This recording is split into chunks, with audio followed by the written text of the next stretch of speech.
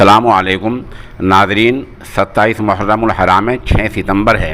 خبر کا عنوان ہے جمعیت علماء ہند کے صدر محترم کا ہاپوڑ کا دورہ۔ خبر تھوڑی تفصیل سے سن لیں۔ لوگوں کو نیک کام کی تلقین کرنے اور تعلیمی بیداری مہم چلانے کے مقصد سے جمعیت علماء ہند کے قومی صدر حضرت مولانا سید محمود اسد مدنی دامت برکاتہم اور ان کے رفقائے کار نے ہاپوڑ کا دورہ کیا ہے، جہاں مقامی اہل علم اور جمعیت کے ذمہ داران مولانا محمد احمد قاضی شہر مفتی مقصود عالم اور جامع مسجد کے خطیب قاری عاصم و خزانچی قاری محمد کامل نے اس وفد کا استقبال کیا ہے۔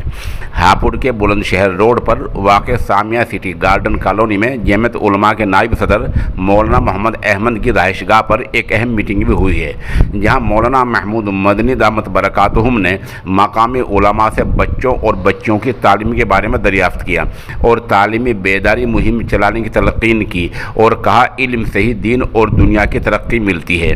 اس وفد میں جمعیت علماء ہند کے قومی جنرل سیکریٹری حضرت مولانا حکیم الدین قاسمی اور ویٹ مدرسے کے محتمم حضرت مولانا قاری شوکت علی بھی شامل رہے۔ یہ رپورٹ سوشل انڈیا نیوز کے لیے مولانا دلاور غفرانی نے بھیجی ہے۔ ہم موقع کی ایک دو ویڈیو اور تصاویر پیش کر رہے ہیں۔